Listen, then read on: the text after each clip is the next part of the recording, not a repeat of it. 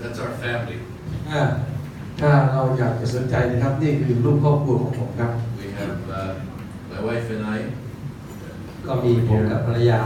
We're a little bit older looking in the picture. ถ้าดูในรูปก็รู้ว่าใครแก่ที่สุด And then our daughter and her husband are on that side with 3 children. พอลูกสาวลูกเคยนะครับแล้วก็ลูกชายลูกของเขา3 คน And my daughter is a pastor in Canada, pastoring or on the pastoral staff of a church in Canada. ลูกสาวผมก็เป็นศิษย์พิบาลนะครับในคริสตจักรแห่งหนึ่งเป็นศิษย์พิบาลคนหนึ่งในคริสตจักรทีมศิษย์พิบาลในคริสตจักรแห่งหนึ่งในแคนาดา And then my son on the far side with his family. ฝั่งขวามือนะครับด้านหลังนู้นนะครับจากผมขวามือคนที่3 They're pastoring a church in Vancouver. He's my pastor. My son is my pastor. ลูกชายผมเป็นศิษย์พิบาลคริสตจักรที่ผมไปเพราะนี่เป็นศิษย์พิบาลของผมณเวลานี้ And then our youngest son and his family they're over here. ฝั่งซ้ายมือที่มีหนวดนะฮะริมซ้ายคนที่2จากซ้าย He is ลูกชาย a business owner and he's doing construction work. ก็ทำงานเกี่ยวกับบริษัทการก่อสร้างนะครับ So we are blessed with 8 grandchildren, as I think I've mentioned a few times. ผมก็พูดบ่อยครั้งนะครับว่ามีพระพรมากมายนะครับผ่านหลานของผมหลายคนที่พระเจ้าประทานให้ So we concluded yesterday with the 5 things that make up the heart of a servant. วันนี้เราได้จบลงด้วย50นะครับซึ่งทำให้ก่อร่างสร้างหัวใจนะครับของผู้ที่เป็นผู้นำขึ้นมา The first one is ประการแรกคือ think others first. ถึงคนอื่นก่อนนะใจแบบผู้รับใช้ประการที่2คาดหวังสิ่งที่ดีที่สุดดีเลิศประการที่3 And the second one, the third one now อันที่3ตอบสนองด้วยความกล้าหาญ respond with courage and อันที่4ยอมรับความรับผิดชอบนะครับอันที่5กระหายหาสติปัญญานะครับ 5 okay. And then we started on the skills of leadership. แล้วก็มาพูดถึงเรื่องนะครับทักษะความชำนาญของการเป็นผู้รับใช้หรือผู้นำ We talked for quite a bit about seeing the future. พูดนิดหน่อยเกี่ยวกับการที่จะสามารถมองเห็นอนาคตได้ Then we talked about engaging and developing others. แล้วเราพูดถึงการมีส่วนนะครับร่วมกับทีมแล้วก็การพัฒนาทีม And reinventing continuously. แล้วก็พูดถึงการที่จะปรับเปลี่ยนตัวเองอยู่ตลอดเวลา So now we will start which is one of the I think this is a very important point and I'm glad we're starting in the morning with this one. วันนี้เรามาถึงข้อที่4นะครับของการที่เราจะมองเป็นผู้นำนะครับทักษะก็คืออันนี้สำคัญจะบอกว่าดีแล้วที่มาสอนตอนเช้า It's about valuing results and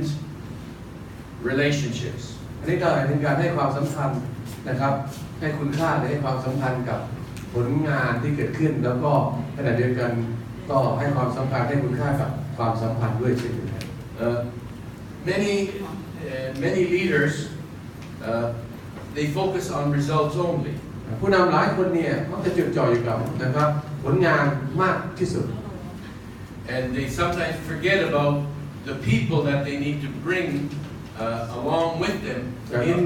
in their leadership. เนื่องจากจดจ่อกับผลงานผลลัพธ์ก็เลยลืมนะครับผู้คนที่ไปด้วยกันกับเขาผู้คนที่นะเขาพยายามจะพาไปลืมคนไป And then there are some leaders who focus only on the people, on the relationships. แต่บางคนก็เป็นผู้นำที่สนใจแต่ความสัมพันธ์กับคนนะฮะ But you don't see any growth. แล้วก็ไม่ค่อยประสบความสำเร็จอะไรนะครับแบบคุยเก่งนะฮะแล้วก็ So in this point we're going to suggest that we need both results and relationships. ฉะนั้นในการเป็นผู้นำเนี่ยนะครับตอนนี้สำคัญมากว่าเราต้องเน้นทั้งคนและก็เน้นทั้งผลงานด้วย Okay, can we have the sound? And we ต่อ will ไปเราจะ start. ดูหนัง The ด้วยกัน High performance leaders value results and ผู้ relationships. นำที่ประสบความสำเร็จยิ่งใหญ่นั้นมักจะ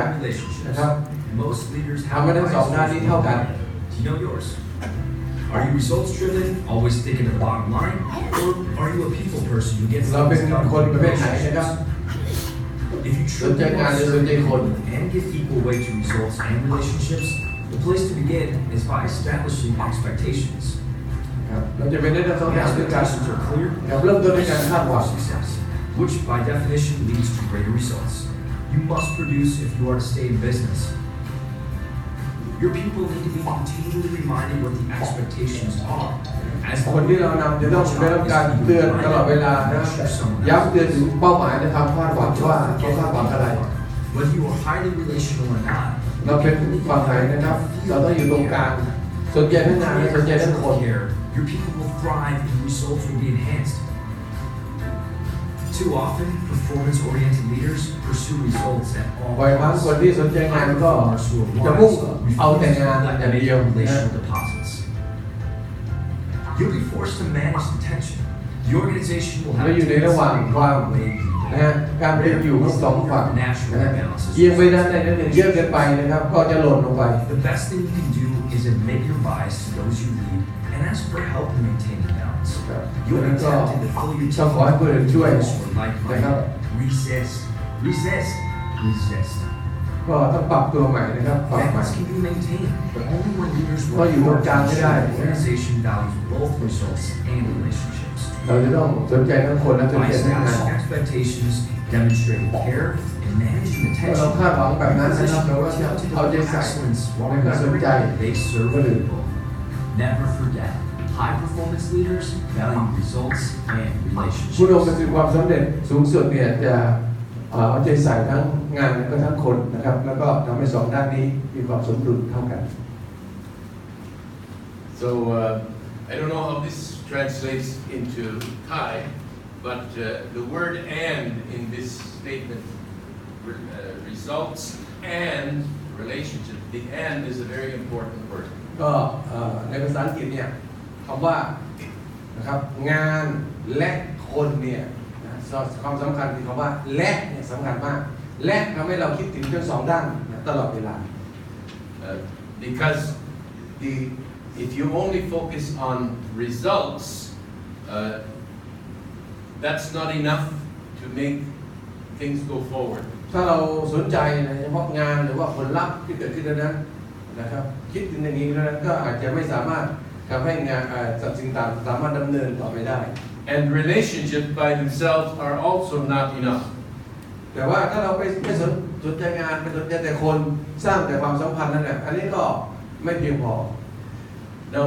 there is actually some research that proves this point. ก็มีการทำวิจัยนะครับเกี่ยวกับเรื่องนี้แล้วก็พิสูจน์ว่าสิ่งที่กล่าวมาเนี่ยเป็นความจริง In 2009, there was a study. They studied and they interviewed 60,000 employees from a number of different companies. ก็เมื่อ 2009 นะครับมีการทำวิจัยและสำรวจดูนะครับลูกจ้างนะครับประมาณ 6,000 คนนะครับทั่วโลก And they asked these people, what are the characteristics that make them consider their boss a great leader? เขาเลยก็ถามลูกจ้างเหล่านี้ว่าพวกเขาคิดถึงอะไรและอะไรทำให้พวกเขาคิดว่าหัวหน้างานของเขาเนี่ยเป็นคนที่ดีเป็นคนที่นะครับยอดเยี่ยมเป็นหัวหน้างานที่ดี And they asked about whether the boss was a great leader if he was results focused. แล้วก็พวกเขาก็ถามนะครับถูกถามว่าหัวหน้าเนี่ยเป็นหัวหน้าที่ดีเพราะว่าเขามีผลงานที่ดีใช่ไหม And they also asked if they considered a great leader someone who had great social skills, relationships. ก็มีคำถามที่ถามลูกจ้างเหล่านั้นเหมือนกันว่าหรือว่าการที่หัวหน้าคุณเป็นหัวหน้างานที่ดีเนี่ยเพราะว่าเขาเป็นคนที่สนใจสัมพันธ์กับคนอื่นได้ดี So if someone, in the interviews they discovered that only 40% of the people, 40% of the employees thought the boss was a great leader because he was results oriented. ก็เมื่อสำรวจมาแล้วก็พบว่าสถิติบอกว่า 14% เท่านั้นนะครับที่บอกว่าหัวหน้านะครับที่สนใจเรื่องงานเนี่ย นะเป็นพนักงานที่ดีเพียง 14% เท่านั้นที่คิดอย่างนั้น And only, and then they ask, what if he has only social skills? แล้วก็มีคนถามว่าแล้วถ้าหัวหน้างานเนี่ยมีความสัมพันธ์ที่ดีสนใจความสัมพันธ์สนใจผู้คนนี่แหละจะสำเร็จมี They said only 12% of the people said such a man is a great leader ดังนั้น or such a ลูก person. จ้างทั้งหลายนะ 12% ตอบว่านะครับหัวหน้างานที่ดีก็คือคนที่นะครับสนใจคนอื่นเนี่ยมีแค่ 12% เท่านั้น And then they looked at the results for those who considered their leader or their boss both results oriented and relationship oriented. 72% thought this was a great leader. แต่ว่ามีคนอีกกลุ่มหนึ่งนะครับที่ตอบมาบอกว่าหัวหน้างานที่ดีเนี่ยต้องมีทั้งสองอย่างนะคือสนใจคนด้วยสนใจงานด้วยอันนี้มี 72% ที่ตอบมา So even people in companies recognize the importance of their leader being both results and relationship. ดังนั้นแม้แต่คนที่ไม่รู้จักพระเจ้าที่อยู่ในบริบทของโรงงานหรือบริษัทเนี่ยก็ยังสามารถตระหนักและรับรู้ได้ว่าผู้นำที่ดีเนี่ยนะต้องมีทั้งสองด้านนะครับก็คือทั้งสนใจคนและสนใจงาน And then they discovered that only less than 1% of leaders are good at both. แล้วก็เขาก็ค้นพบความจริงว่านะครับมีน้อยกว่า 1% นะครับของผู้นำที่มีลักษณะแบบนี้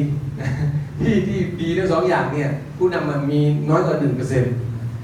And so that's why this is such an important point to discuss here today. ฉะนั้นวันนี้จึงเป็นวันที่น่าสนใจมากเพราะว่าถ้าสองด้านนี้สำคัญแล้วก็ผู้นำแบบนี้มีแค่น้อยกว่า 1% เนี่ยจึงจำเป็นที่จะต้องคุยกันในวันนี้ Now, I don't know if anyone did any tests or surveys in ministry or pastoral leadership. อาจารย์ไม่แน่ใจว่ามีใครมาทำวิจัยเกี่ยวกับผู้รับใช้ฝ่ายวิญญาณว่าในผู้ใช้ฝ่ายวิญญาณเนี่ยมีสติแบบนี้เท่าไหร่ Now, I would expect people who are pastors or working with the spiritual needs of people, they would tend to be more towards the people side. อาจารย์ก็คิดอย่างที่ว่าถ้ามีการสำรวจเนี่ยอาจารย์ก็เข้าใจว่ามันคงจะมีทั้งสองด้านแหละแต่ว่าฝั่งผู้รับใช้เนี่ยนะน่าจะเอียงไปทางด้านของสนใจคนเนี่ยมากกว่า That's what I would expect. I don't know what you think. อาจารย์คิดว่าถ้าสำรวจแล้วเนี่ยทั้งสองอันเนี่ยนะครับน้ำหนักของผู้ใช้พระเจ้าน่าจะออกไปประเภทฝั่งสนใจคนมากกว่าใช่ไหม Now I have observed there are a few pastoral leaders they focus on results. แต่ก็อาจารย์เคยสังเกตผู้ใช้พระเจ้าบางคนเนี่ยเขาสนใจเฉพาะนะครับงานเป็นที่บ้านที่สนใจงานเดียวคนไม่ได้สนใจ But sometimes as they focus on results, on one they win people on one side, but they also lose people on the other side if they're focused only on the results. ฉะนั้นจริงอยู่นะการสนใจงานเนี่ยอาจจะดูดีแต่ว่าพวกเขาก็จะต้องสูญเสียคนอีกกลุ่มหนึ่งนะครับซึ่งถูกละเลยไปเพราะว่าไม่ถูกให้ความสนใจ So I believe it's important for us to understand that actually we need both. Really, we need both. นั้นอาจารย์ก็อยากจะบอกพวกเราว่าอยากให้เราให้ความสำคัญว่าจริงๆแล้วสองด้านนี้สำคัญมากและเราต้องให้ความสำคัญเอาใจใส่ทั้งสองด้านนี้คือสนใจทั้งงานและคน Now, most of us will lean in one side or the other. คนส่วนใหญ่นะครับรวมทั้งพวกเราเนี่ยส่วนใหญ่แล้วเราจะเอียงไปนะครับไม่ด้านใดก็ด้านหนึ่งคงจะไม่เท่ากันเป๊ะทั้งสองด้านนะครับ50-50 So some of you think more about the people side. สำหรับพวกเราที่นี่นะครับบุคลิกภาพของเราก็ค่อนข้างจะไปสนใจคน Some of you think more about the results, the numbers. หลายคนก็คิดถึงเกี่ยวกับผลลัพธ์ผลงานความสำเร็จมากกว่าคิดถึงคนคือเอียงไปมากกว่า If you're the kind of person that counts how many people were there on Sunday, ถ้าเราเป็นคนศิริวัณประเภทที่ชอบนับว่าวันนี้มีคนมาโบสถ์กี่คนคนโตกี่คนเด็กกี่คนอย่างเงี้ย and how much offering came in, แล้วก็ถามว่าถวายทรัพย์นี่วันนี้ได้กี่บาทเราประเภทนี้ชอบหาตัวเลขมองหา and how many small groups were meeting, เรามีกลุ่มเซลล์เนี่ยกี่กลุ่มนะครับที่กำลังทำงานอยู่ Did the church staff do a good job at keeping everything organized? ทุกคนทำงานดีไหมนะครับทุกคนปฏิบัติหน้าที่อย่างเต็มสูงหรือเปล่านะครับทำงานเต็มที่กันไหมอย่างเงี้ย If you think more on that side, you are results oriented. ถ้าเราเป็นคนประเภทนี้นะเราก็จะออกไปในทางคือสนใจงานมากกว่า But if you think about how did the people feel and how did they enjoy the service, ทีนี้ถ้าเราเป็นประเภทสีบานที่มักจะถามสมาชิกว่าการนมัสการเป็นไงบ้างคุณรู้สึกยังไงบ้างนะคุณรู้สึกดีไหมอะไรเงี้ย were they ministered to properly? แล้วก็เขาฟังเทศเนี่ยอาจารย์ก็เทศดีไหมตอบสนองความต้องการของคุณได้ดีไหมนะอะไรอย่างเงี้ยเป็น Did พระพร they ด้วย leave the service happy? นะครับคุณกลับบ้านเนี่ยคุณมีความสุขไหมนะครับได้รับกำลังไหมอะไรประมาณนี้ So if you think more on that side, you are people oriented. ถ้าเราสนใจสารทุกข์สุขดิบของคนอื่นเนี่ยเราก็จะเป็นประเภทไปทางสนใจ Now, it's not wrong to be one or the other in your bias or in your natural ก็คือ in your natural personality. ความโน้มเอียงตามธรรมชาติของการที่เราจะสนใจคนมากกว่าสนใจงานมากกว่าไม่มีอะไรผิดนะครับอย่าไปเอียงมากแล้วกันนะการเอียงไปด้านหนึ่งแต่ไม่ใช่สิ่ง This relates to leadership style. อันเนี้ยมันจะสัมพันธ์และเกี่ยวข้องกับลักษณะการนำนะการเป็นผู้นำของเราเอง But it's important for us to try to, if we are on one side, to try to come back towards the middle. คือถ้าเราสิ่งสำคัญก็คือว่าถ้าเราเอียงไปเยอะเกินไปนะครับต้องพยายามกลับมาอยู่ตรงกลางนะให้ได้มากที่สุดที่จะมากได้เพื่อจะทำให้เกิดความสมดุล So let's talk about what are the best practices for valuing results and relationships. วันนี้เราจะกลายมาเป็นคนที่นะฮะให้คุณค่ากับทั้งงานและคนเนี่ยนะฮะได้อย่างไรเราก็จะมาดู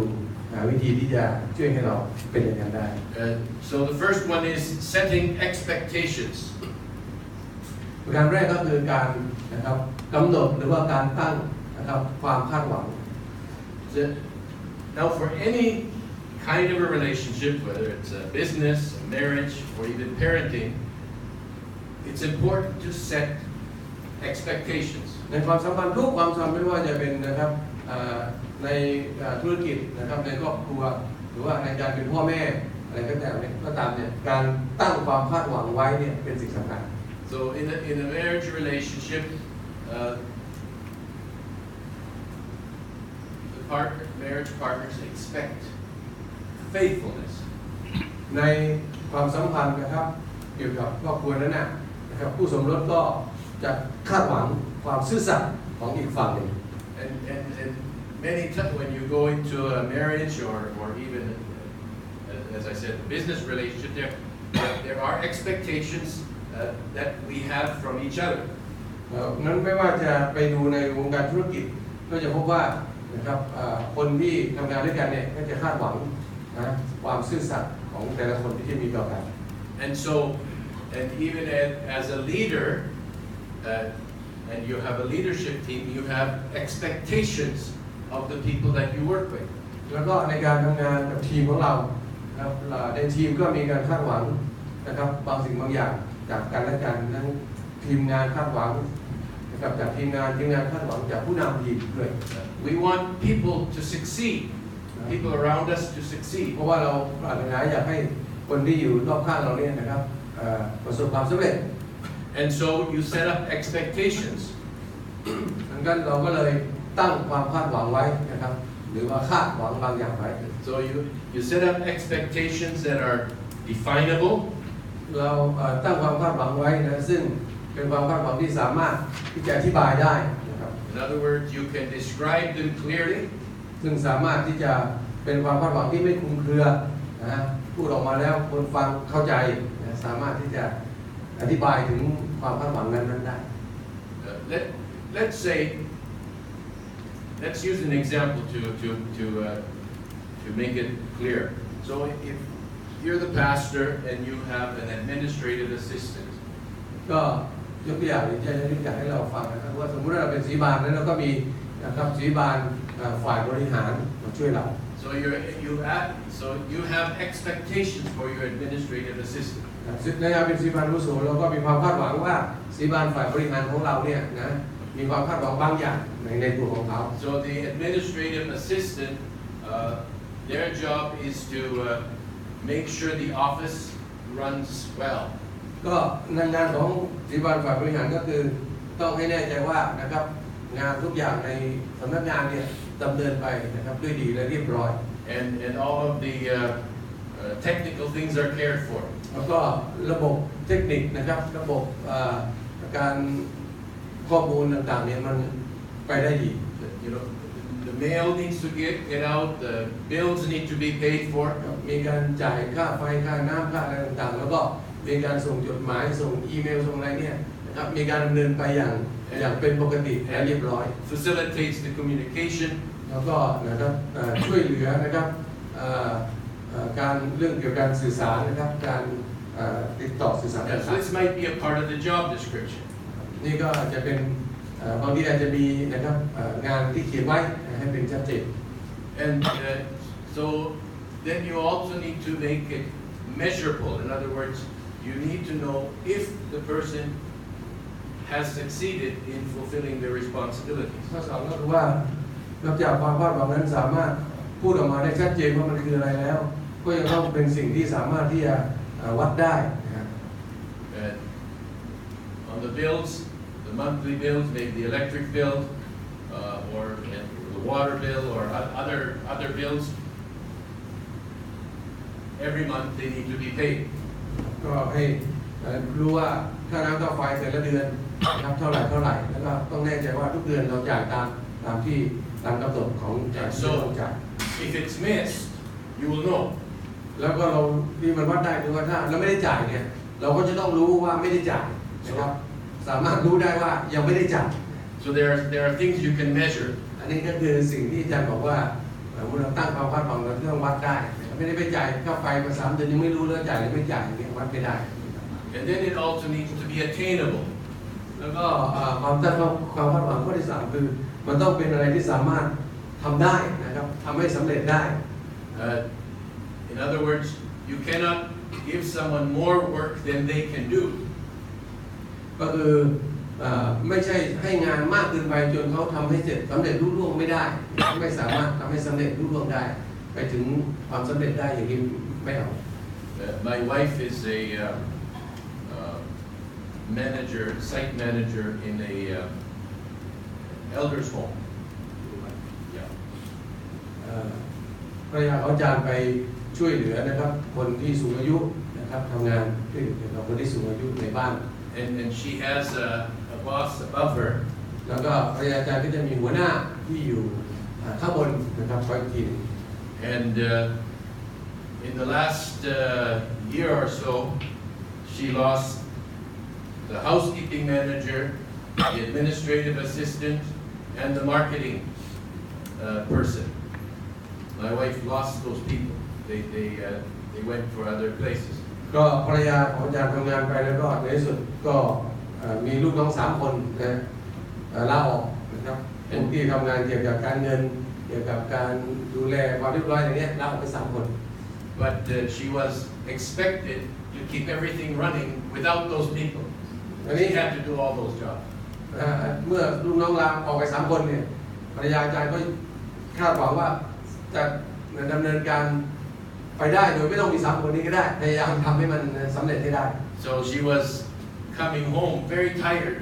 แต่ก็ทำได้เหมือนกันนะครับแต่ว่ากลับบ้านไม่ได้โหหมดเรี่ยวหมดแรงนะครับแทบจะเป็นลมกลับไปถึงบ้านเพราะเหนื่อยเหลือเกิน So I told her, I said, you need to talk to your boss.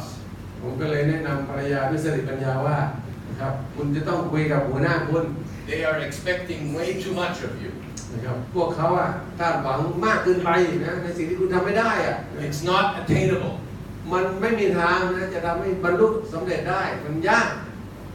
They need to hire people. เขาจะต้องจ้างคนอื่นนะครับให้มาช่วยคุณนะครับออกไป3 คนเหลือคุณคนเดียวทำของทั้ง3 คนนี่มันทำให้สำเร็จไม่ได้เป็นไม่ได้ The owner of the business was trying to save money. เพราะว่าคนที่เป็นนะครับเจ้าของเนี่ยเขาพยายามจะประหยัดนะประหยัดจ้างคนอื่น And so she did talk to the boss. แต่ว่าภรรยาผมเชื่อฟังผมนะเขาบอกว่าให้เชื่อฟังสามีเขาก็เลยไปพูดกับหัวหน้าเขา and she said, "You cannot expect me to do the job of the 3 people I lost and my own job." She didn't say that my husband suggested me เขาก็เลยไปบอกหัวหน้านะครับว่าคุณจะคาดหวังให้ฉันทำงานของ3 คนที่ออกไปแล้วเนี่ยไม่ได้ยาก I was just a consultant for my wife. ก็แนะนำก็ไม่ได้เอ่ยชื่อนะว่าสามีบอกมาอย่างเงี้ยยุ่งเลย And so I was just talking to her this morning, and they finally found a housekeeping person, and they almost are going to hire another administrative assistant. ก็ในสุดก็กำลังจะได้แม่บ้านกลับมานะคนหนึ่งนะแล้วก็จะมีคนหนึ่งที่จะคอยดูแลความเรียบร้อยนะครับของสำนักงานนี้กำลังจะได้มาละ2 คน So this relates to expectations that we put on people who are working on our team. อันนี้ก็คือสิ่งความคาดหวังที่เราควรจะตั้งไว้นะครับให้กับทีมของเรานะที่พวกเขาจะทำงานกับเราเนี่ยเราต้องคำนึงถึงสิ่งเหล่านี้ And we also have personal expectations. แล้วเราก็มีความ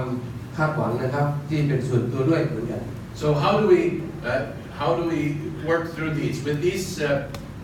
as we saw in many other things, communication is the key. ตั้งความคาดหวังเนี่ยนะครับยังกลับมาตรงนี้อีกครั้งหนึ่งว่าทั้งหมดทั้งหลายเหล่านี้เนี่ยการกุญแจสำคัญก็คือการสื่อสาร You set benchmarks. In other words, you set up an example. This is what it looks like when we are getting the good results. ก็คือเราตั้งความคาดหวังไว้เราตั้งสิ่งที่เราต้องการไว้ให้คนเห็นได้นะกำหนดไว้หมายทำเหมือนกับทำเครื่องหมายไว้ว่าในที่สุดเราจะไปอย่างนี้นะเป็นอย่างนี้นะนะครับเจออย่างนี้นะ And you evaluate consistently. หลังจากนั้นเราก็ต้องพยายามที่จะนะครับมีการประเมินผลหรือว่านะครับประเมินผลอย่างต่อเนื่อง And clarify regularly. แล้วก็จะต้องมีการนะครับย้ำชี้แจงให้เกิดความชัดเจนเป็นระยะในขณะที่เราทำงานไป So as we communicate these things, people know what they're working towards. ดังนั้นเมื่อเราพยายามทำอย่างนี้ผู้คนที่เราทำงานด้วยก็จะรู้ว่าพวกเขากำลังทำอะไรอยู่ They know how well they are doing and what they need to change. พวกเขาก็จะรู้ว่าพวกเขาทำได้ดีหรือไม่ดีแล้วอย่างไรหรือจะมีอะไรต้องปรับเปลี่ยนบ้างในระหว่างที่กำลังทำอยู่นั่นน่ะ So we already see when there's expectations and you work hard at communication, you're already moving towards the relationship side of things. ฉะนั้นเมื่อเรามีความคาดหวังชัดเจนว่าเราคาดหวังอะไรแล้วเนี่ยเราก็นำพวกเขาไปโดยนะครับทำงานทั้ง2 ด้านนี้ให้อยู่ในความสมดุลคือทั้งสนใจคนแล้วก็สนใจงานแล้วก็ผลักดันให้พวกเขามุ่งไปสู่เป้าหมาย It's important in the setting of expectations. It's important to talk with individuals. ในการตั้งความคาดหวัง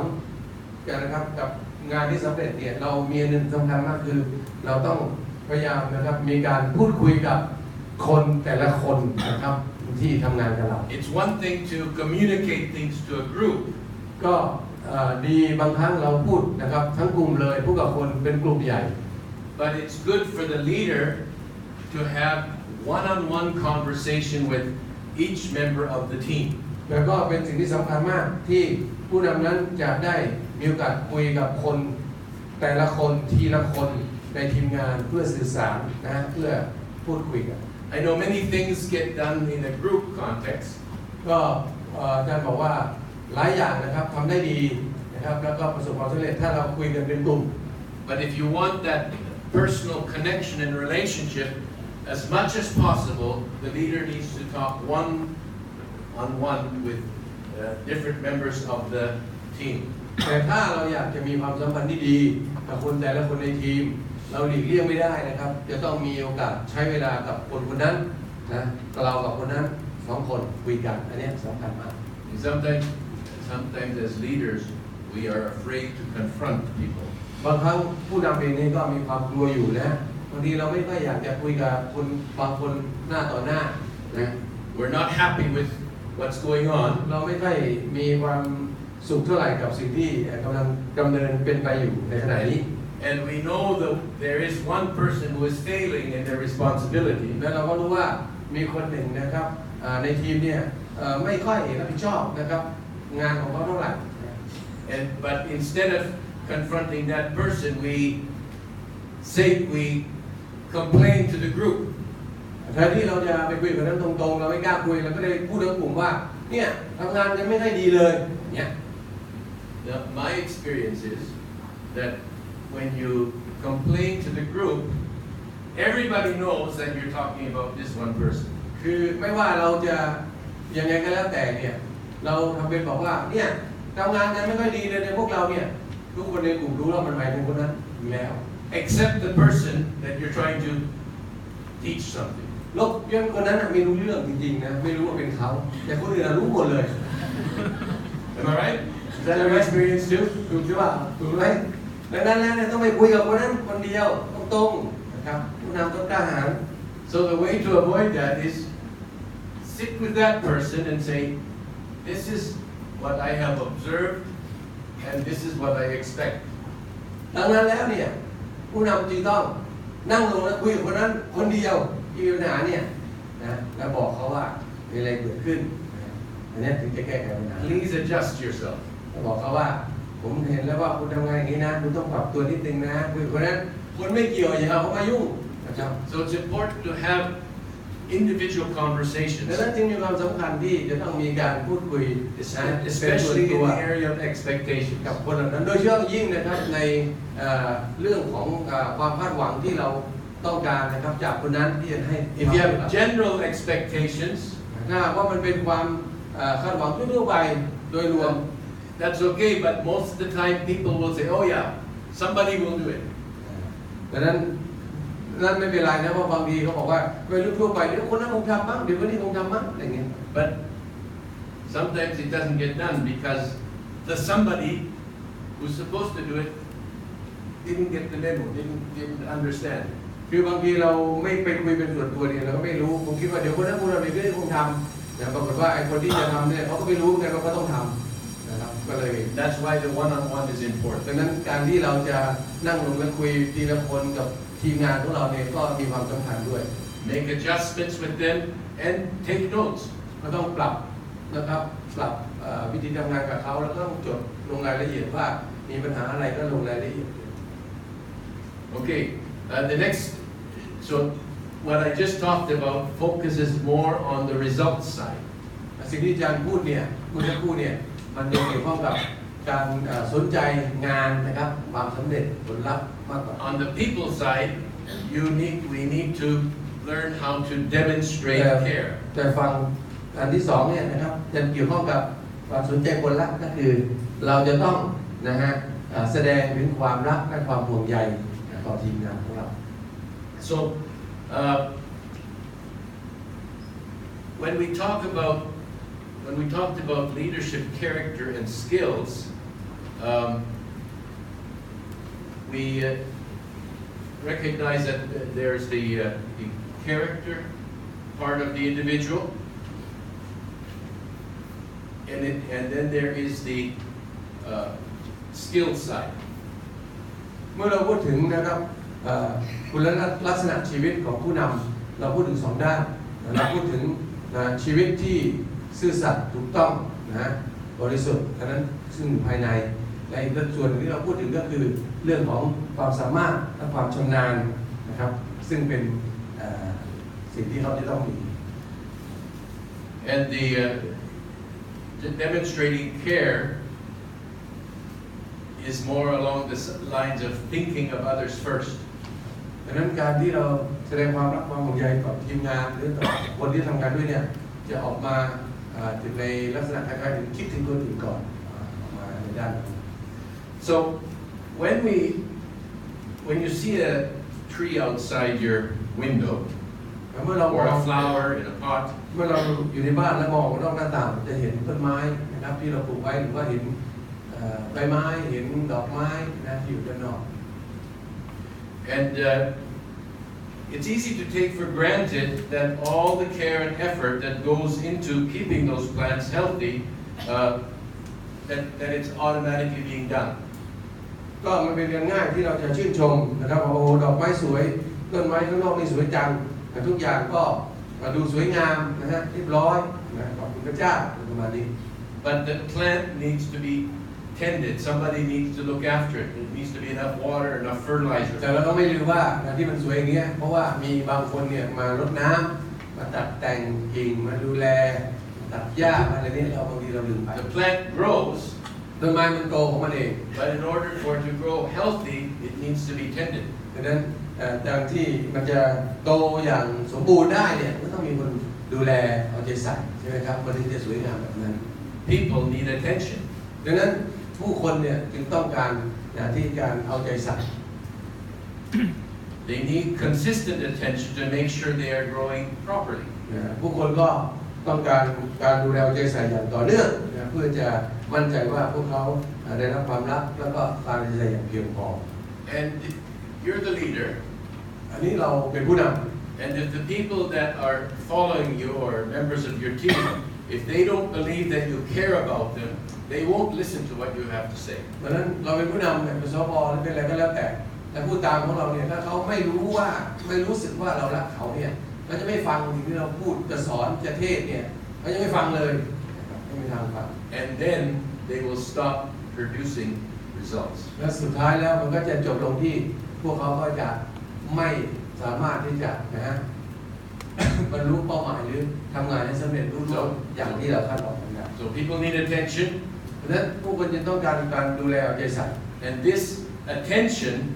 delivers results. และการดูแลใจใส่ที่ดีเนี่ยมันจะปลดปล่อยและนำไปสู่ความสำเร็จนะครับที่งดงาม So we're beginning to see how the results and relationship comes together. ดังนั้นเราจะเริ่มเห็นนะครับว่างานกับความสัมพันธ์เนี่ยสองอันเนี้ยเราจะนำไปสู่ความสำเร็จนะครับอย่างที่ดีได้อย่างไร So we deal with this. First of all, we start by listening. เราจะสนใจคนแสดงความรักความห่วงใยต่อคนได้ยังไงเริ่มต้นด้วยการนะครับฟัง Listen to the people you work with.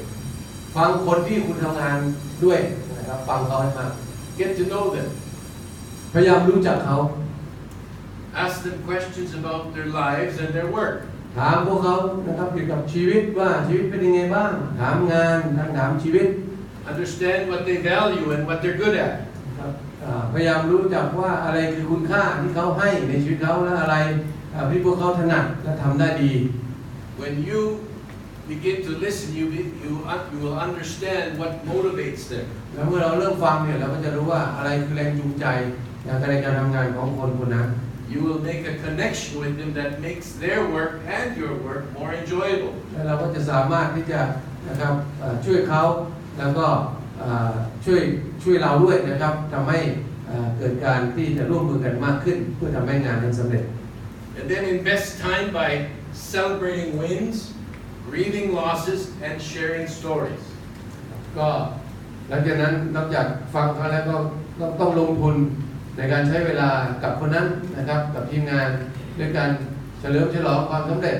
นะครับแล้วก็โศกเศร้ากับความสูญเสียด้วยกันแล้วก็แบ่งปันเรื่องราวชีวิตของกันและกันในฐานะทีมงานด้วย Tell some stories about your life and let them tell their stories. เล่าเรื่องชีวิตส่วนตัวเราให้เขาฟังมั่งนะครับไม่ใช่มาถึงก็สั่งงานอย่างเดียวนะเล่าว่าเรามีลูกกี่คนเราชอบอะไรเราไปไหนมาแล้วก็ฟังเขาให้เขาเล่าบ้างว่าเขาไปเที่ยวที่ปลายมาเป็นยังไงบ้างเขาอะไรอย่างเงี้ยมีเรื่องอื่นบ้าง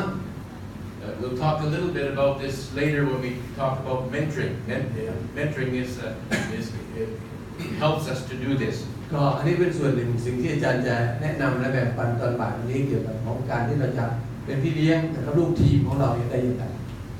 And then we need to know how to embrace the tension between results and relationships. แล้วก็หลังจากนั้นเราก็มาถึงข้อฝั่งนู้นนะครับว่าเราจะมาทำให้เขาเรียกว่าทั้งงานและคนเนี่ยนะการสนใจทั้งงานและคนเนี่ยมันจะมารวมกันได้ยังไงนะมันจะมาประสานกันได้ยังไง So leading will never be perfect. อันนี้เป็นสิ่งที่เราต้องรับรู้ก็คือว่า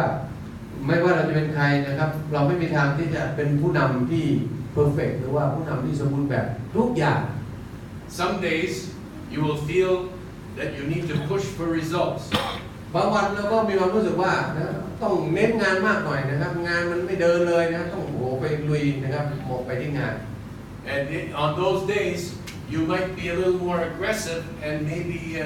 begin to trample on people. ก็พองานไม่แล้วเสร็จเนี่ยผู้นำอาจจะดูหน่อยนะครับว่าต้องทำเราอีกเร็วเลยนะเนี่ยนะพรุ่งนี้จะเป็นไฟการเก็บเกี่ยวครั้งที่2แล้วนะครับยังไม่มีใครลงทะเบียนเลย But if you have good relationship with the people, they will know, okay, we have to get these results, and we know he loves us anyway. แต่ว่าความดุของเราเนี่ยเขาก็ยังจะเข้าใจได้เพราะว่าเราไม่ได้ดุเขานะแบบว่าต่อว่าแต่เป็นการดุในงานและเรารู้ว่าอาจารย์หรือผู้นำเราในรักเรานะครับเขาก็ยินดีจะรีบช่วยกันทำงานเลยอาจจะไม่รู้สึกปวดถ้าเป็นวันนี้อาจารย์กินอะไรมาเนี่ย So one way to work this through is know your bias, which side you lean on. วิธีที่จะทำอย่างนี้ได้นะทำให้เกิดความสมดุลระหว่าง2อันนี้นะความมุ่งงานหรือมุ่งผลนี่ก็คือว่าเราต้องรู้ว่าเราเนี่ยเป็นประเภทนะสนใจงานหรือสนใจคน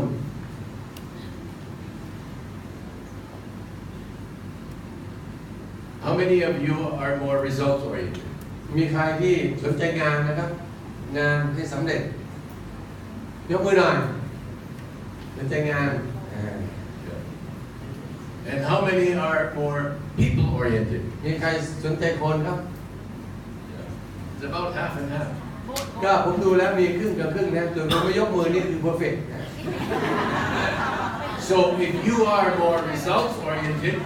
you need to pay a little more attention to people. ดังนั้นถ้าเราต้องรู้ตัวเรานะครับไม่รู้ตัวนี้ยากมากสมมติเรามาเอียงมาทางการสนใจงานมันก็จะตามงานทำงานให้เสร็จเนี่ยเราก็จะต้องหัดที่จะสนใจคนบ้างให้มากขึ้น And if you are more people oriented, you need to sometimes pull yourself to the result side. ดังนั้นแต่ถ้าเราเนี่ยนะครับพูดจ่อทั้งวันนะครับกินข้าวดื่มกาแฟทั้งวันงานการไม่เสร็จเลยนี่ก็จะต้องหัดที่จะมาดูว่านะที่โต๊ะเนี่ยมันมีงานอะไรไม่ได้ทำกองสุมหัวท่วมหัวอะไรอย่างนี้ต้องดูด้วย Now the beautiful thing is if you're working on a team, แต่สิ่งสวยงามนี่คือว่าเราทำงานเป็นทีม different team members will have different biases. ก็ลูกทีมของเราเนี่ยก็คงจะมีนะครับความเอียงไปนะครับทั้ง2ด้านนี้นะครับตามลักษณะบุคลิกภาพของแต่ละ And so you need to pay attention to each other because as you pay attention to each others, you will come to the right balance. ฉะนั้นผู้นำนี่ต้องฉลาดนะครับขอสิริยาพระเจ้าว่าเราจะเข้ากับคนนี้ยังไงคนนี้เอียงไปทางงานคนนี้เอียงไปทางคนเนี่ยต้องใช้สติปัญญาว่าเวลาคุยกับคนนี้ต้องถ้าเขาเป็นเอียงไปทางงานก็ต้องคุยกันอีกแบบหนึ่งอีกแบบต้องคุยกันแบบหนึ่งนะผู้นำต้องเขาเรียกว่าต้องรอบจับ Take steps to compensate. You adjust yourself. ก็คือ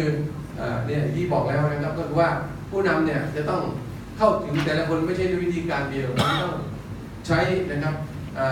วิธีการแบบมีการยืดหยุ่นนะมีการปรับนะครับมีการปรับยืดหยุ่น Keep an eye on your organization as a whole, or your church as a whole. ในขณะเดียวกันก็ไม่ลืมที่จะมองนะครับภาพรวมของคริสตจักรว่าคริสตจักรกำลังไปไหนนะครับหรือองค์การของเรากำลังจะมุ่งไปทางไหนภาพรวมเนี่ยต้องพยายามเห็นให้ได้ว่ามันคืออะไร If you start hearing noises and complaints of the people, oh, they don't care about us. ถ้าเราได้ยินเสียงนะครับของทีมงานของเราบ่นว่าแหมผู้นำเรานี่ไม่สนใจเราเลยนะอาจารย์ไม่เห็นจะมาห่วงใยดูแลอะไรเราเลยอย่างเงี้ย Then you need to make some adjustments how you work with the people. เราก็จะต้องได้ยินแล้วก็จะต้องรีบปรับแล้วก็รีบจัดการว่าเราจะแก้ไขยังไงนะครับเพื่อจะให้คนเนี่ยรู้สึกว่าเขาไม่ได้ถูกทอดทิ้ง Okay, time for a group exercise. ต่อไปเป็น group exercise นะครับ Get together and ask yourself these questions. Do you have a bias toward task orientation, results, or people orientation, relationships? what can you do to counterbalance this bias? So talk about บางคนก็อาจจะเคยทำที่เราทำอีกครั้งหนึ่งเพราะบางคนลืมไปแล้วนะบางคนอาจจะเปลี่ยนจากอีกด้านหนึ่งไปอีกด้านหนึ่งแล้วนะให้เปลี่ยนกลับมาที่เก่าเราจะพบกันในกลุ่ม5 คนและถามซึ่งกันและกันว่าคุณเป็นประเภทไหน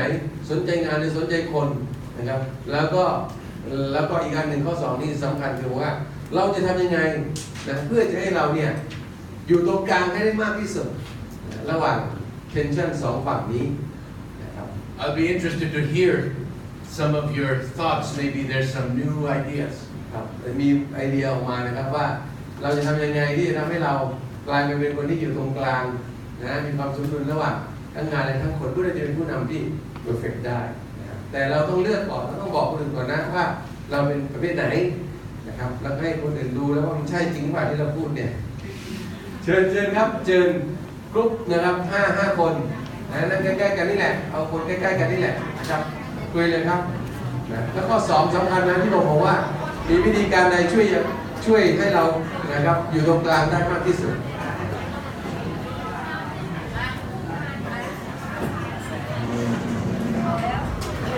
มันจะมีคนอีกประเภทหนึ่งที่ไม่สนใจอะไรสักอย่างนะคนแบบนี้ก็มีเหมือนกัน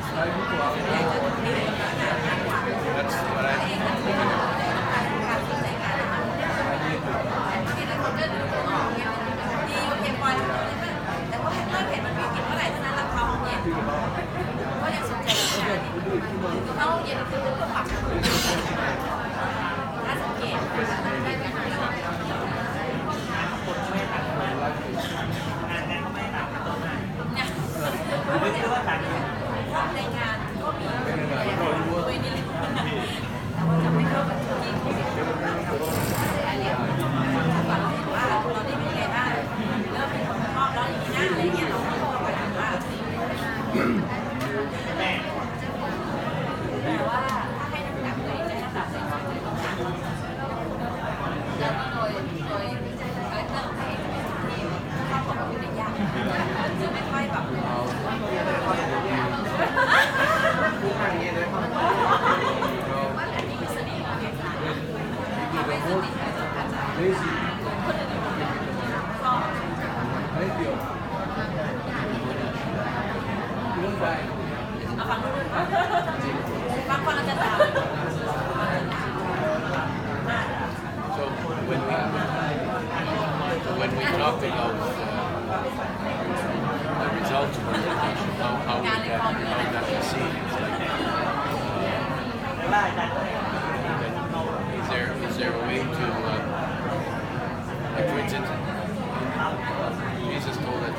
cycle.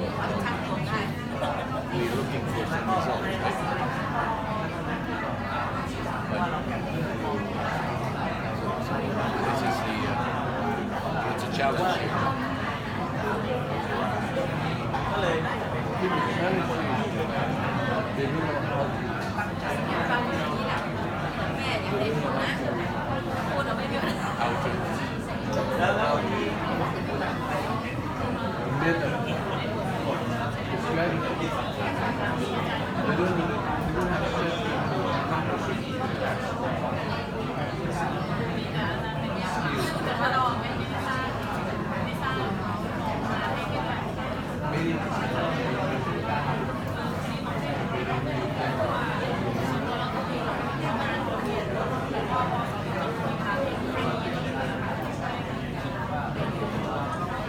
But in the business world, I mean, people know about results. All these buildings and highways, so there must be enough of Thai people who are results.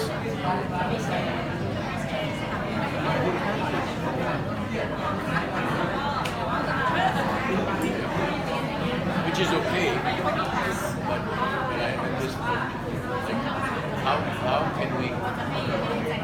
that be combined so that we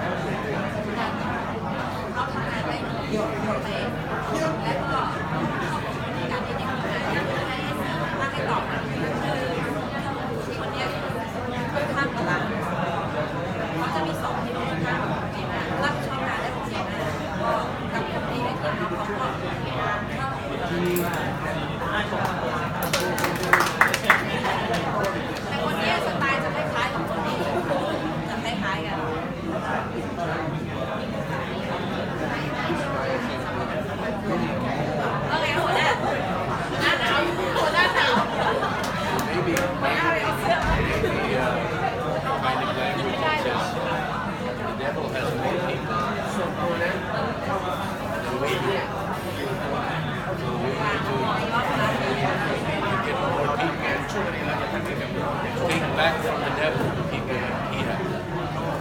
in terms of talking competition language.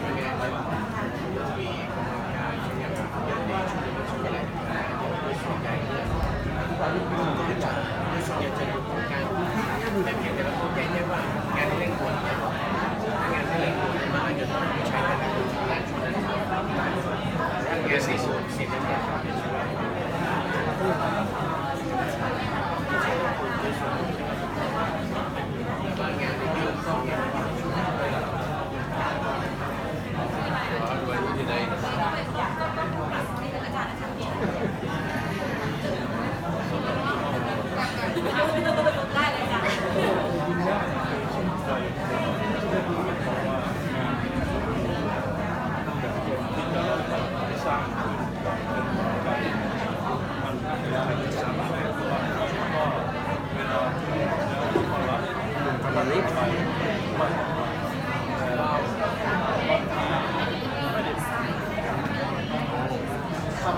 ด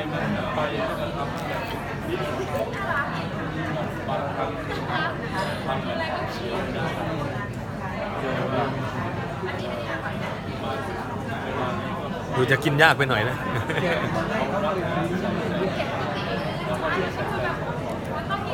ช้อนขูดพึ่งอย่างเดียวอ่ะพึ่งอย่างเดียวอ่ะปากเดี๋ยวติดปาก I should be watching you eat it first. I'll take a minute.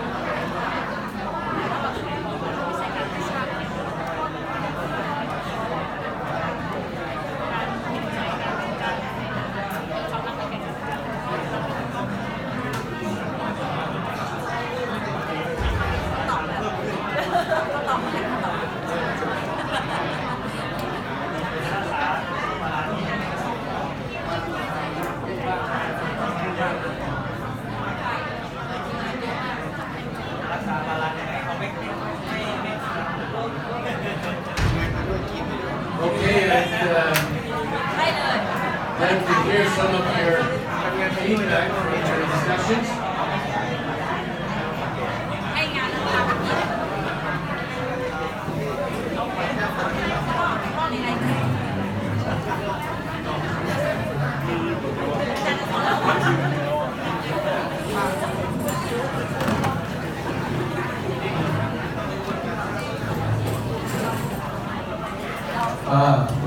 เป็นยังไงบ้างครับ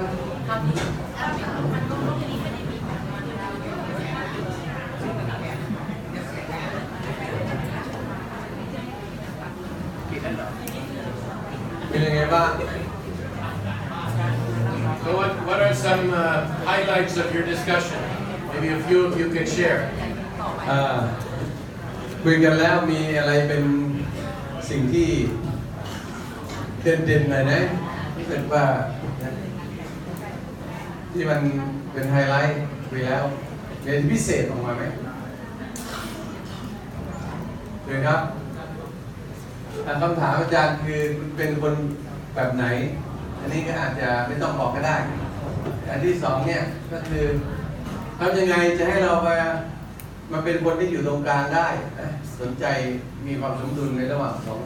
สองด้านของบุคลิกภาพของเราในการนำนะครับการเป็นผู้นำใครมีอะไรที่พิเศษที่คุยกันแล้ว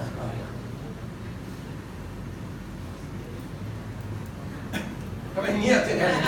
เดี๋ยวพี่คุยกันจ้ออะไรไม่เจอเลยตอนนี้เงียบไปหมดเลยก็ตอนที่ออกมาทำงานบุกเบิกใหม่ๆเราก็เครียดแล้วเราก็พยายามที่จะโฟกัสไปที่ต้องทำอะไรจนกระทั่งผ่านไประยะหนึ่งนานพอควรเป็นปีแล้วก็สมาชิกระดับผู้นำคนอื่นๆเขามีคำถามกับเราว่าทำไมคุณต้นไม่สนใจเราเลยเราก็เลยไม่รู้ตัวไง เราไม่รู้ตัวเราก็เลยเพิ่งเข้าใจว่าแต่จริงๆใจเราไม่ได้คิดอย่างนั้นนะใจเราห่วงใยเขาและใจเราแคร์เขามากแต่ว่าเรามุ่งกับงานเราก็เลยไปที่งานโดยไม่เอาเขาไปด้วยแต่พอหลังจากนั้นพอได้รับผลสะท้อนอย่างนี้เราก็เริ่มไปไหนกับเขาเอาเขาไปด้วยไปทำงานด้วยกันตอนนี้มันก็เลยทำให้รู้สึกขอบคุณพระเจ้าที่เราได้ทั้งเขามาแล้วก็ได้งานด้วยเพราะว่าเราหนีเข้าไปทำงานด้วยค่ะก็รู้สึกว่าสิ่งนี้สำคัญมากเพราะว่าพวกเขารับไม่ได้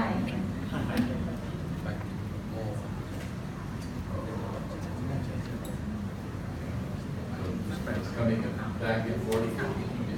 the task and the production.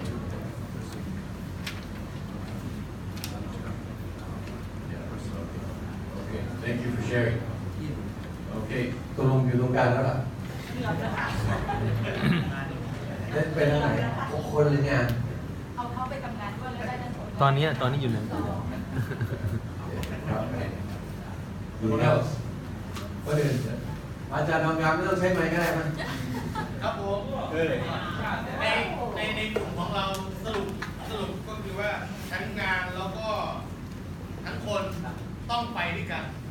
นั่นแหละรู้แล้วแต่ว่าทำยังไงเราถึงจะมากลายเป็นคนกลางนี่ครับก็คือเราต้องพัฒนาความสัมพันธ์ให้เข้มแข็งใช้เวลาด้วยกันอยู่ด้วยกันจึงจะนำงานสู่ความสำเร็จได้ครับค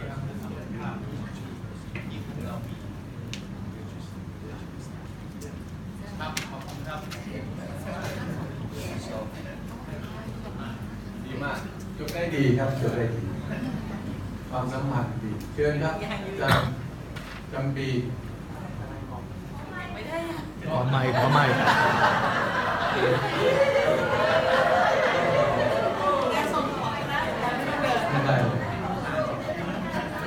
นี่ผมต้องเดินมาหาเขานะ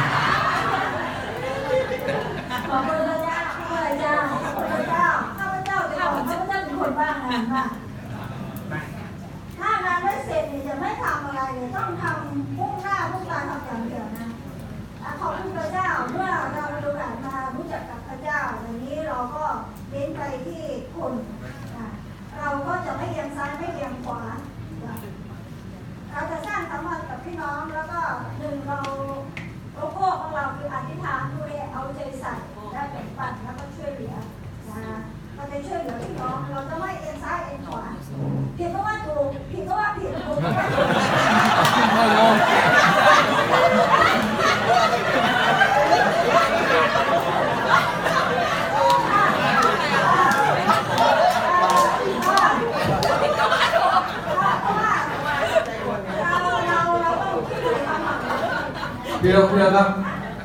ฟังข้าพเจ้าหน่อยครับ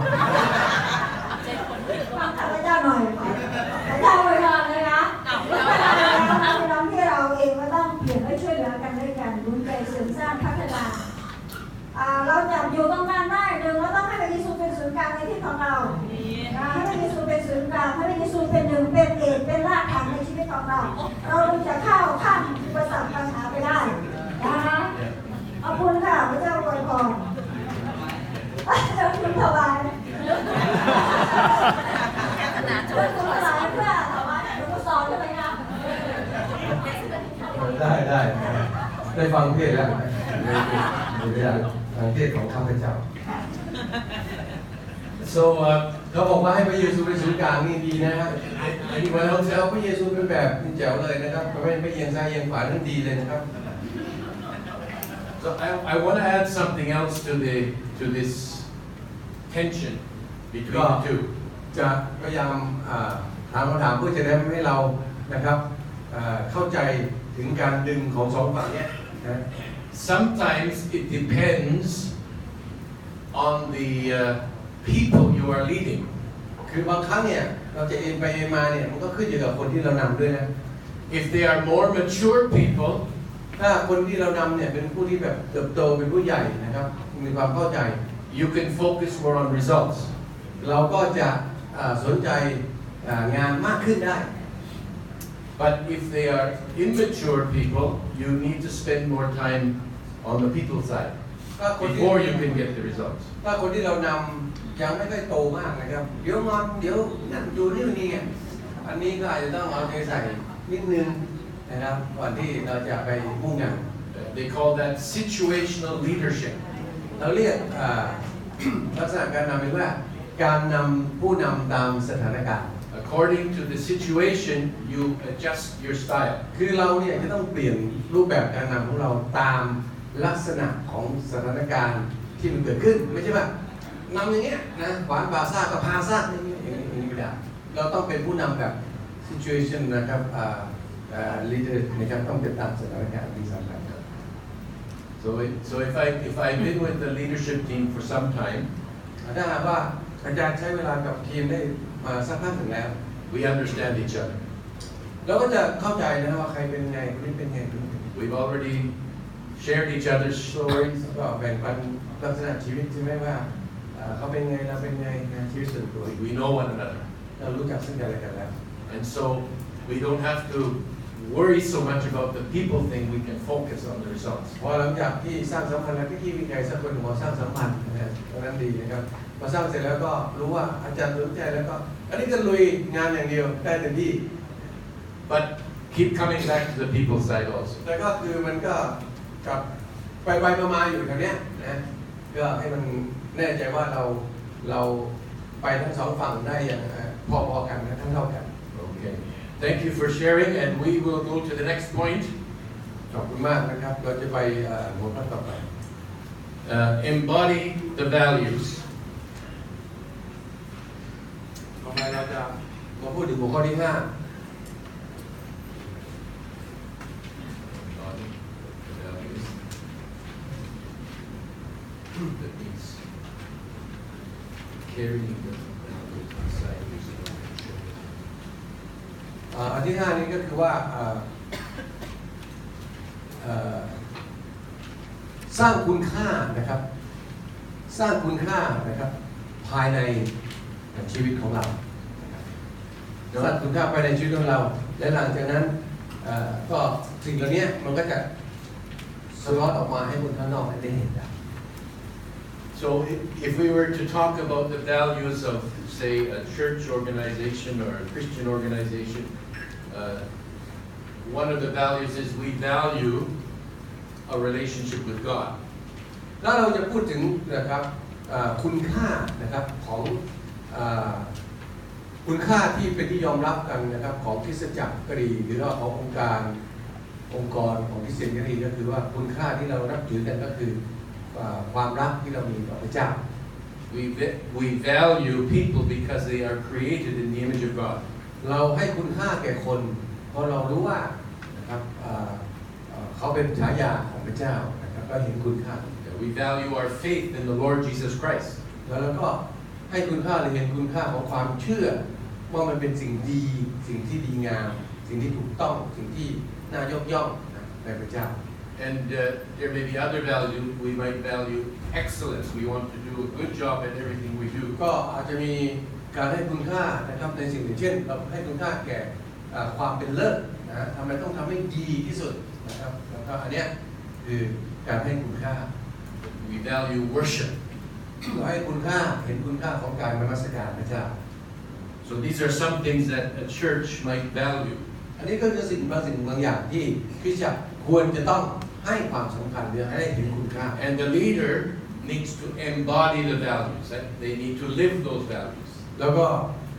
ผู้นำเนี่ยจะต้องรับคุณค่าเหล่านั้นเข้ามาอยู่ในชีวิต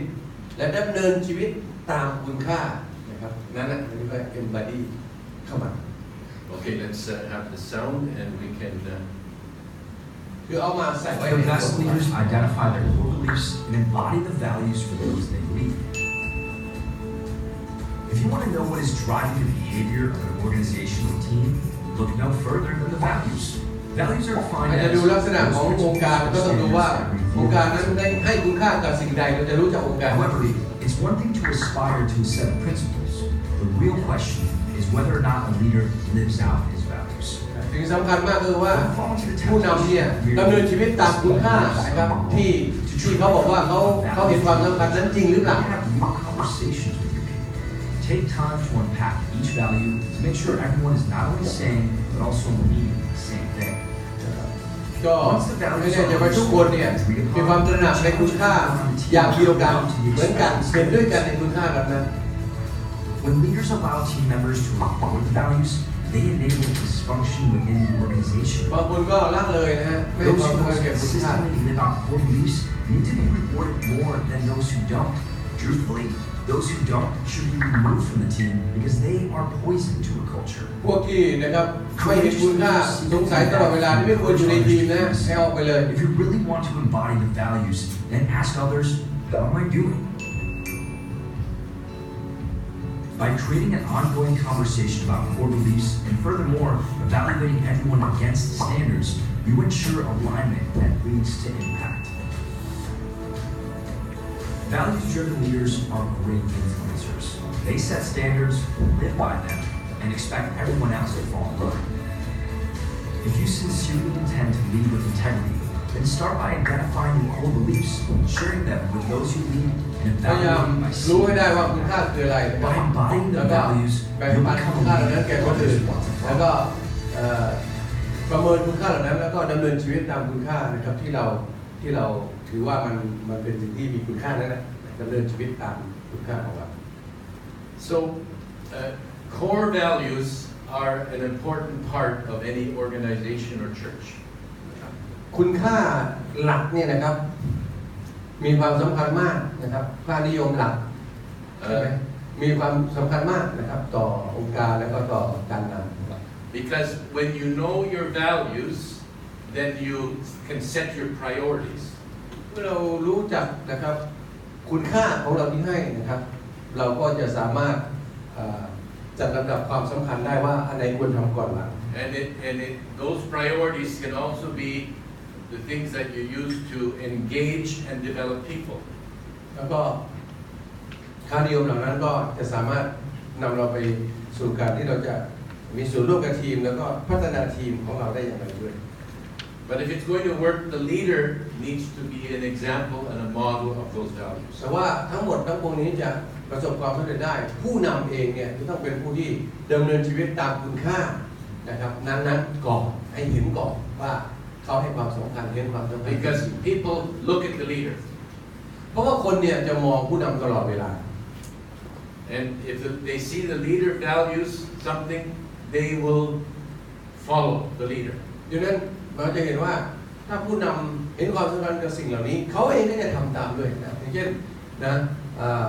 มาตรงเวลาอย่างเงี้ยถ้าผู้นำตรงเวลาผู้ตามก็จะตรงเวลาเพราะเขาเห็นว่าผู้นำเห็นความสำคัญ So in an organization,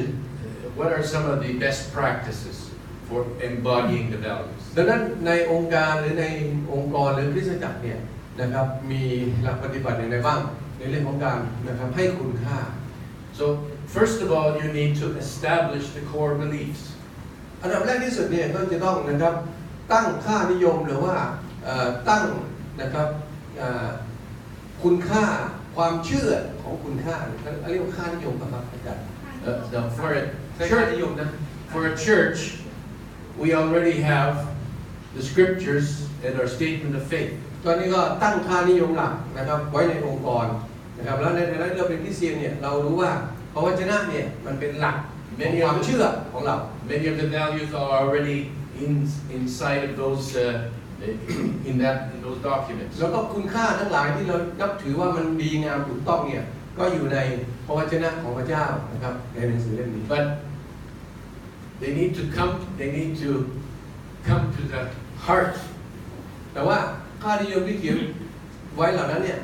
นะครับจะต้องเข้ามาอยู่ในชีวิตของคนที่นะครับที่ได้อ่านแล้วได้ฟังแล้วได้เห็นแล้วรู้แล้วนะ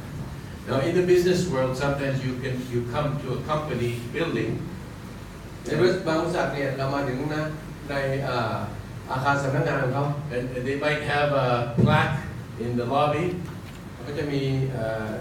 ป้ายอะไรที่เขียนไว้ Even hotels, we see that sometimes. ในโฮเทลอะไรก็ในโรงแรมเนี่ยก็จะมีเขียนไว้ We value these things. นะครับเราให้คุณค่าแก่สิ่งเหล่านี้หรือค่านิยมหลักของเราคือ1 2 3 4เนี่ย And so they have it very well stated. แล้วก็ได้เขียนไว้อย่างสวยหรูสวยงาม But when you actually meet the people, แต่เมื่อเราต้องการคนบางคนจริง it doesn't always match with what you see on the wall. ๆเวลาเราให้คนมาทำงานเนี่ยคนบางคนไม่มี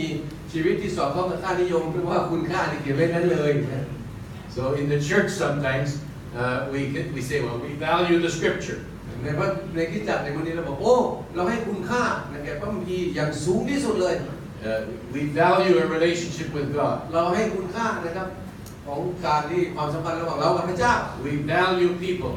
เราเห็นคุณค่าในชีวิตของผู้คนมากจริง We value making disciples. ๆเราเห็นคุณค่าของการที่จะไปสร้างสาวกว่าสำคัญ But you may have those as core beliefs, and it's good to establish them. But establishing it means has to come into the life of the leadership. คือเราตั้งคุณค่าเหล่านั้นไว้แล้วนะแต่นั่นไม่เพียงพอเราจะต้องพยายามให้คนเนี่ยรับคุณค่านั้นเข้ามาในชีวิตของเขาตระหนักว่าจริงแล้วแท้แล้วถูกต้องแล้วใช่แล้วและดำเนินชีวิตออกไปนะครับอีกตามนั้น In Vancouver, in one of the churches, they wanted to go through this exercise of identifying and establishing the core values of the church. ก็ในแวนคูเวอร์มีคริสตจักรหนึ่งนะครับก็พาทีมออกไปแล้วพยายามที่จะไปให้พี่น้องมีประสบการณ์แล้วก็พยายามที่จะกำหนดหรือว่าตั้งคุณค่านะครับค่านิยมเนี่ยที่ถูกต้องดีงามเนี่ยเข้ามาในชีวิตของทีมงานของเขา And they went through the exercise of talking to all the congregation members. เขาก็เลยให้กันบ้านไปว่าให้คนเหล่านั้นเนี่ยไปคุยกับสมาชิกทุกคนนะครับในโบสถ์นั้นในคริสตจักร And one by one they asked them, what is important to you? แล้วก็ทีมงานเราก็ต้องไป In relation to the แต่ละ church. คนว่านะครับอะไรสำคัญอะไรที่คุณคิดว่ามันสำคัญที่สุดนะครับในโบสถ์เนี่ยนะครับสำหรับตัวของคุณในความสัมพันธ์ When you come to church, what do you value? เมื่อคุณมาโบสถ์เนี่ยคุณเห็นอะไรว่ามันเห็นคุณค่าของสิ่งใดในโบสถ์นี้บ้าง So there's two kinds of values. There's the values that we aspire to, that we think we should have. มันมีคุณค่าบางอย่างที่เรารู้สึกว่ามันอยู่ตรงนั้นและเราก็ปรารถนาและเราก็ชื่นชมนะครับนิยมชมชอบนะฟังดูแล้วดูดีเนี่ย But then there's the values that we actually live. แต่มันจะมีคุณค่าอีกแบบหนึ่งคือว่ามันคือการดำเนินชีวิตจริงๆของเราเนี่ยตามคุณค่ามันอีกเรื่องหนึ่งกับสิ่งที่เราชื่นชมนะมันคนละอย่าง So I mean, the Bible teaches us, we need to aspire to we stretch. We have the goal of being more and more like Christ. นั้นในพระคัมภีร์ก็สอนเราว่าคุณค่าของเราในสุดก็คือที่เราจะมีชีวิตเป็นเหมือนพระคริสต์นั้นเปาโลบอกเราว่าเราต้องพยายามนะที่จะไป มากขึ้นเพื่อจะไปถึง And คุณค่า it's good to have that goal. ก็เป็นสิ่งที่ดีที่เราจะมีเป้าหมายที่จะมีชีวิตเป็นเหมือนกับพระคริสต์อย่างนั้น But it's also good to identify where on the journey are you, how much closer are you, and are you actually moving in that direction? ก็รู้ว่ามีคุณค่าแบบนั้นดีแล้วแต่อีกอันหนึ่งที่ต้องไม่ลืมคือว่าเราต้องรู้ว่าเรากำลังดำเนินชีวิตตามคุณค่านั้นหรือไม่เรากำลังดำเนินชีวิตขณะนี้เราใกล้คิดไปมากเท่าไหร่แล้วอันนี้ก็ต้องรู้ด้วยนะไม่ใช่มัวแต่ชื่นชมเห็นดีจังเลยดีเลยแต่ตัวเองไม่ดำเนินชีวิตอย่างนั้น So as I mentioned, this church interviewed all the members of the congregation. ฉะนั้นอย่างที่อาจารย์บอกก็คริสตจักรก็ไปทีมงานก็ไปสัมภาษณ์สมาชิกทุกคนในโบสถ์ They had long discussions in the board. หลังจากนั้นก็มาคุยกันนะครับแล้วก็กรรมการก็คุยกันโอ้โหยาวเลยนะถกกันนานเลย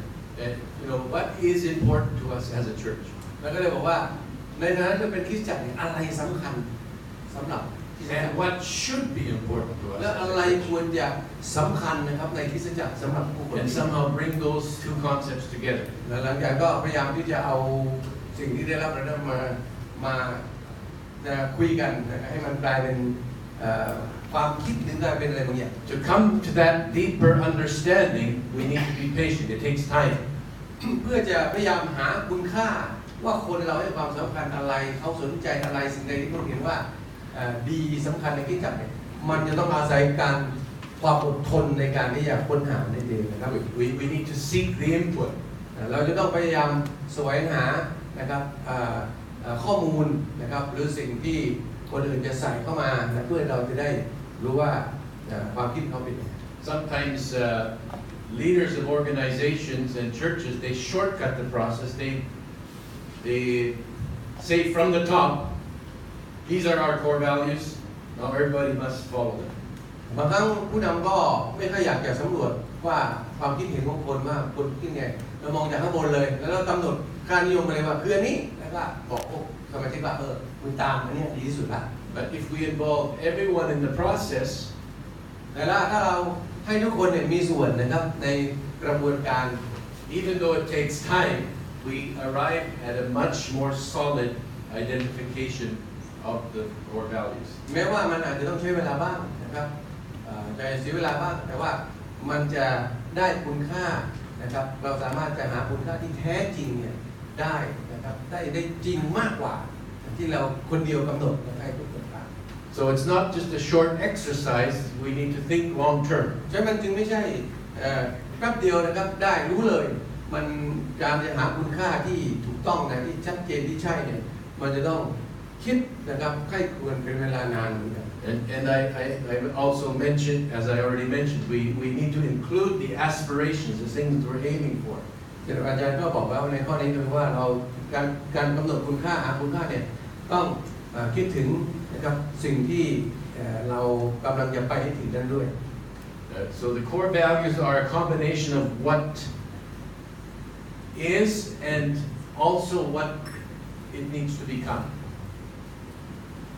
คุณค่าเนี่ยมันก็เป็นการผสมผสานกันระหว่างสิ่งที่เราเป็นอยู่ในขณะนี้นะครับและก็สิ่งที่เราจะเป็นในอนาคตอีกไม่นานนะเมื่อเราไป So come up with a short list, don't try to make a long list that nobody can remember. ก็เวลาเราจะให้ค่านิยมหลักหรือเขียนคุณค่าออกมา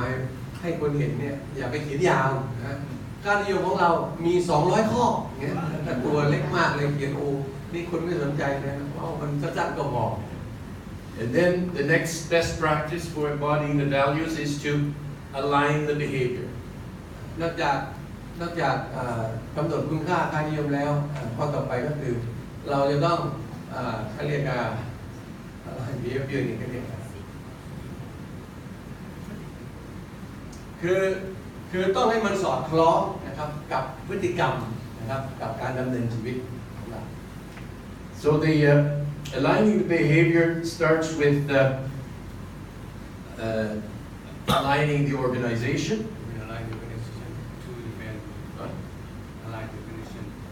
To the values, yeah. You receive them from the organization and from the leadership. but now you put the behaviors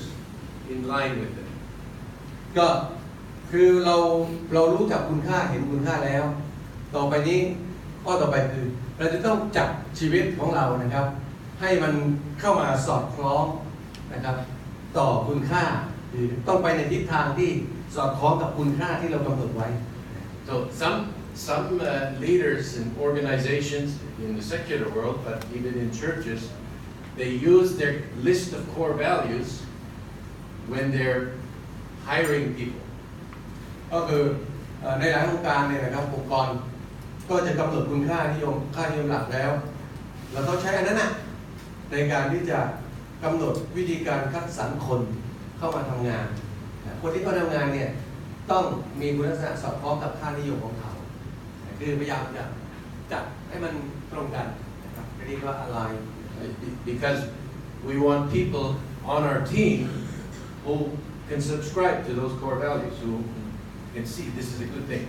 ก็เพราะว่าเราต้องการคนที่เข้ามาอยู่ในทีมเนี่ยในทีมต้องจัดชีวิตเขาให้ตรงกับค่านิยมของเราถ้าไม่ตรงไม่เอานะครับอันนี้ก็ต้องจัด You know, actually, whether we know it or not, each one of us has core values. ไม่ว่าเราจะรู้หรือไม่รู้ก็ตามนะครับเราแต่ละคนเนี่ยมีค่านิยมหลักของเราเองอยู่ในชีวิต The things that we live by. นะครับก็คือสัญชาตญาณนะครับที่เราดำเนินตามที่เราเป็นอยู่เนี่ย And so, if we're a part of a church that has understood its core values, we want to bring our values in line with ดังนั้นเอง the church or เมื่อ the เรา organization. ไปที่โบสถ์เนี่ยเรากลับใจใหม่เป็นคริสเตียนใหม่โบสถ์มีค่านิยมคือเราต้องรักเพื่อนบ้านเหมือนรักตัวเองรักพระเจ้าสุดจิตสุดใจเนี่ยค่านิยมของเราเนี่ยต้องเอามาจับให้มันตรงนะครับกับค่านิยมของพระวจนะของพระเจ้าของพระคัมภีร์ So, the leader needs to align his behavior. ดังนั้นผู้นำเนี่ยจึงต้องจัดชีวิตของเขานะครับให้ตรงกับค่านิยมนะครับขององค์การของคริสตจักรหรืออะไรก็ได้ต้องละลายตัวเราให้มันจบ That will help the leader to know how he or she should spend their time. นั่นก็จะนำไปสู่การที่ผู้นำคนนั้นจะรู้ว่าเขาควรจะใช้ชีวิตใช้เวลาของเขาอย่างไร So let me just give an example that comes to mind. So if you are a part of a church that has a high value in in evangelizing and making disciples. ถ้าเราอยู่ในคริสตจักรที่ให้คุณค่าอย่างสูงนะครับต่อการประกาศและการสร้างสาวก Then that's where you need to spend your time. นั่นแหละคือที่เราจะต้องใช้เวลา Now, maybe part of another church might have focus on social work and helping the poor, ถ้าคริสตจักรบางคริสตจักร charity work. ให้คุณค่าในเรื่องของการช่วยเหลือผู้ยากจนนะครับงานสังคมสงเคราะห์นะครับช่วยเหลือคนด้อยโอกาสอันนี้ให้คุณค่านี่อย่างสูง So that's where you would spend your time. เราก็ต้องนะครับจัดชีวิตของเราเวลาของเราให้มันตรงกับว่าเราต้องออกไปลุยข้างนอกมากขึ้น And so you begin the process of bringing things into line. หลังจากนั้นก็พยายามนะครับจัดทุกสิ่งทุกอย่างเนี่ยครับให้มันอยู่ในกระบวนการของการดำเนินไปของค่านิยมนะครับขององค์กร And the next best practice is to seek feedback. และข้อต่อไปข้อที่3ก็คือนะครับมองหานะครับฟีดแบ็กหรือว่ามองหาเรียกฟีดแบ็กเอาฟีดแบ็กด้วยกันง่ายสุด Is that a Thai word? Feedback? Yeah, it's almost a Thai word. You want in your organization, you want to create a culture of feedback where people are free to speak to the leaders about what they see happening in relation to the core values. คือในองค์กรคริสตจักรเนี่ยจะต้องพยายามสร้างวัฒนธรรมของการที่สามารถรับฟังความคิดเห็นหรือรับฟังฟีดแบ็กว่าทำบางสิ่งบางอย่างไปแล้วมันมีผลยังไงฟังเสียงของความคิดเห็นของคนนะครับให้ได้และฟังอย่างดีด้วยนะครับเวลาเขาตอบมาบอกว่า ค่ายเป็นยังไงบ้างค่ายทุกอย่างดีหมดอาหารไม่ค่อยดีก็ต้องรับฟังด้วยความนะครับยินดีแล้วก็ไม่กลุ่ม The leaders need to clarify that it's okay to give feedback. เพราะว่าผู้นำเนี่ยจะต้องรู้อย่างชัดเจนเลยว่าการมีฟีดแบ็กของคนเนี่ยที่เขาแนะนำข้อเสนอแนะอะไรต่างๆที่เขาย้อนกลับมาหาเราเนี่ยไม่ใช่เป็นเรื่องใหญ่ครับให้ยอมรับแล้วก็ and that we can allow for corrections. เพื่อว่าอะไรครับเพื่อว่าเราจะสามารถปรับปรุงแก้ไขนะครับเปลี่ยนแปลงให้มันดีขึ้นกว่าเดิมดังนั้นอย่าไปกลัวข้อแนะนำข้อเสนอแนะหรือฟีดแบ็กที่คนจะมีให้กับเรา and improve performance. เพราะว่านอกจากที่มันจะช่วยให้เกิดการแก้ไขแล้วมันก็ยังจะนำไปสู่การปรับปรุงนะครับที่จะทำให้ดีขึ้นนะครับดีขึ้นในคราวต่อไป Okay, we've come to the time of the break. I'll leave this on the screen. Identify two of the core values of your church and an example for each how behavior can be aligned with those values. That's something you can do on your own when you have time. อันนี้ไปทำเองได้นะครับแต่สำคัญด้วยนะอาจารย์จะรับเพราะว่าให้เราพูดถึงค่านิยมหลักนะครับสองประการของคริสตจักรของเรานะครับแล้วก็ตัวอย่างนะครับของค่านิยมเหล่านั้นว่านะครับเราจะสามารถปรับตัวของเราเองเนี่ยให้เข้ากับค่านิยมทั้งสองอย่างนั้นเนี่ยได้อย่างไรโอเคค่านิยมหลักของโบสถ์เราสองอย่างนั้นคืออะไรแล้วเราจะปรับตัวเข้ากับค่านิยมสองอย่างนั้นได้อย่างไร Okay, we can take our break. เราจะเบรกนะครับเดี๋ยว And in 15 minutes we come back. กลับมา15 นาทีนะครับเราจะกลับ